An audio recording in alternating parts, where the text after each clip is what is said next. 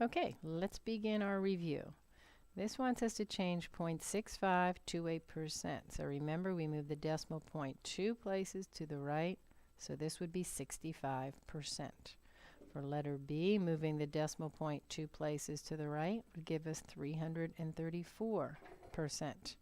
To change the this decimal, move the decimal point. It puts it between the 7 and the 8. That would be 7.8%. Now 1/3, let's first convert that to a decimal, and then it's easier to change to a percent. So remember, this is just 0.3 repeating, which means 0.33.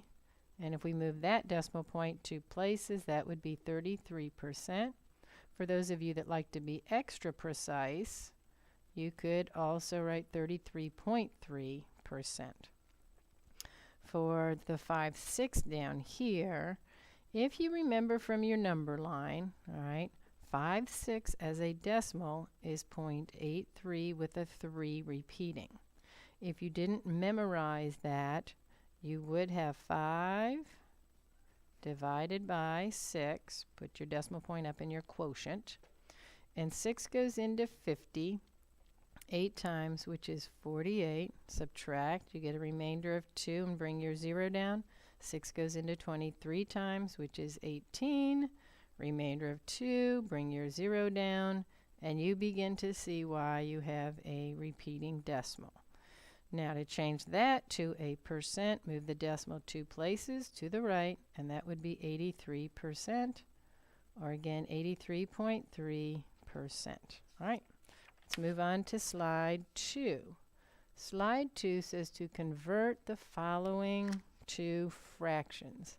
So this one is the easiest to do, but sometimes the hardest to remember. All right, so if you just say this number out loud, you'll hear yourself say the fraction. We would say this as 35 hundredths. Now we divide by 5 to reduce it. That would give us 7/20. Letter B, this would be 4 and 2/10. We need to reduce our 2/10, so that would be 4 and 1/5. For letter C, this digit has a lot of zeros or a lot of digits here. If you're getting confused and you're not sure if that's hundredths, thousandths, 10,000ths, etc., remember the trick. Put a 1 for the decimal point and a 0 for each digit after the decimal point. So this would be the number 78/1000. These are both even numbers, so I know I can at least divide by 2, and that would be 39/500. 67%, we know that any percent is just out of 100, so that's automatically 67/100. All right, moving on to slide 3. Slide 3 is really just a vocabulary review here. So this is 24 divided by 4 equals 6. And we know the answer for a division problem is the quotient. The number being broken up, for example, if this was 24 muffins divided by 4 people, the muffins being broken up is called the dividend. And your groups here was called the divisor. All right, good job. Let's move to slide 4. All right. Slide 4 is actually the same as slide 5. So we're going to do slide 5 down here. It says order the following from greatest to least. So we have this nice box. We're going to first just put our numbers in the box down here. And in this box here, we're going to go ahead and convert to decimals. And in the last box, we'll go ahead and order them here. So as a decimal, 1/3 we know is 0.33 repeating. And 3.0 times 10 to the first, scientific notation. I'm moving the decimal point 1 place, so this would be the number 30. We already have a 0.32, and we have a 333. So if we're ordering from greatest to least, we know that this is our biggest number. So the first one here would be 3.0 times 10 to the first. Now, these numbers really are if these are repeating numbers, I'm going to continue to get 3's, so essentially they look like they are equal. But if I add another digit here, a 4th digit, I would have a 3 here. For this number, the number is 0.333, so the only thing I could add here is a 0. So you'll notice that the 1/3 is a little bit bigger than 0.333. Since we are ordering greatest to least, then our 1/3 would go here. That's our second. This was our 3rd greatest, and the smallest of these numbers was 0.32. All right. Let's move on to slide number 6. Some more ordering. Now we're going least to greatest. So again, we're going to use our nice chart here.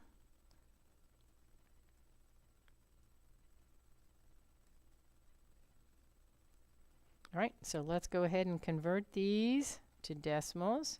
So 4/5, the easiest thing is for me is to change that to 8/10, and I know that 8/10 is just 0.8. This is already 752. 7.521 times 10 to the -1. The -1 tells me move the decimal point 1 place to the left. So this would be 7521.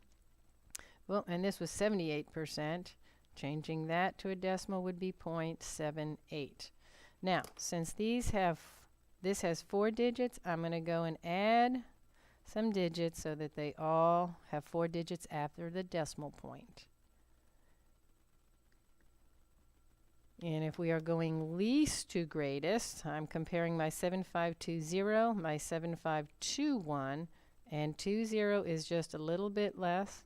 So my 752 was first, then my scientific notation.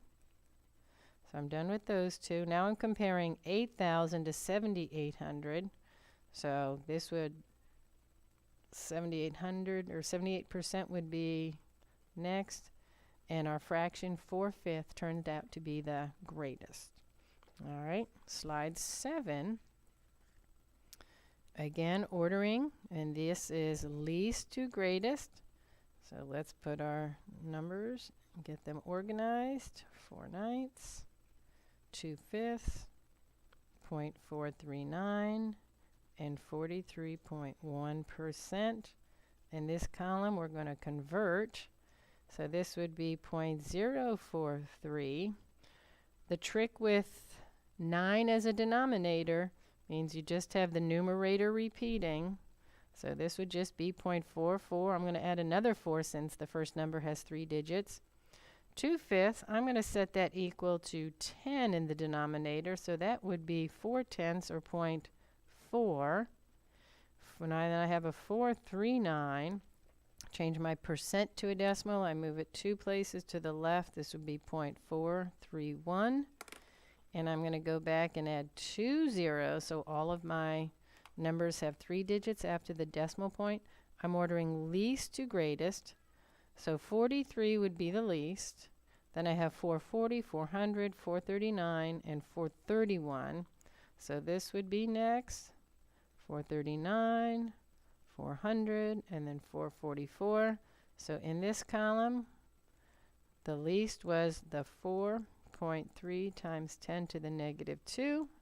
Second was 43.1%. Then my 439. Fourth was 2/5.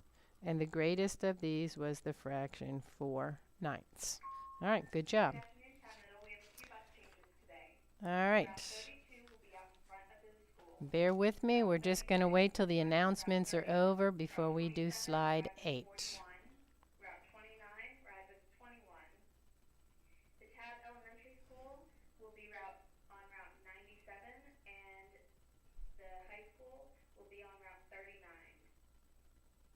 Also, there will be no after-school basketball practice this afternoon. Again, no after-school basketball practice today.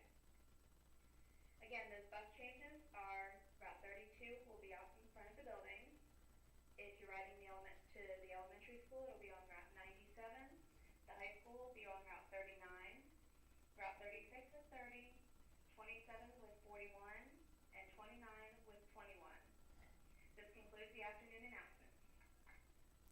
All right. There will be no tutoring with Mrs. Dunn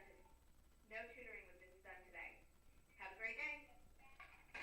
All right, thanks for hanging in there, guys. Slide 8, it says calculate the decimal, percent, and fraction for the shaded section.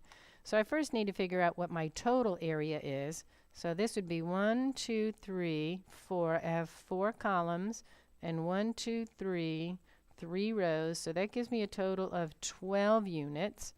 And I have 1, 2, 3, 4, 5, 6, 7, 8 out of 12 that are shaded. So I need to reduce that. If I divide by 4, that would be 2/3. As a decimal, that's 0.6 repeating. So as a percent, that is 66%.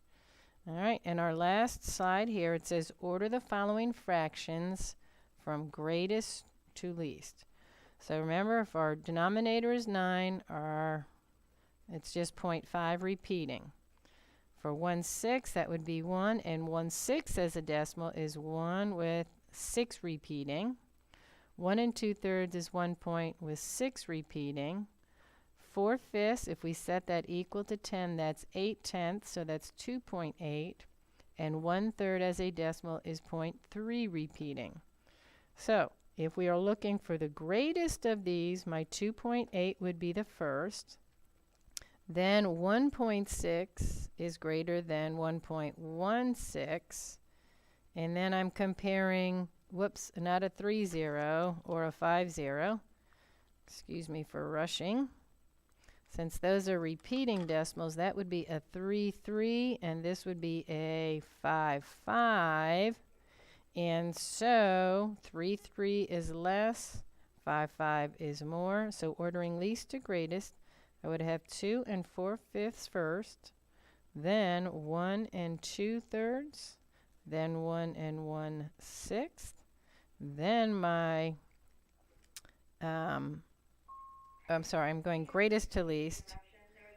So this should have been 4, and this should have been 5, since I was going greatest to least. So this would have been 5/9, and last was 1/3. So greatest to least, 2 4/5, 1 2/3, 1 1/6, 5/9, and 1/3. All right, thanks for watching, guys. Good luck on your test.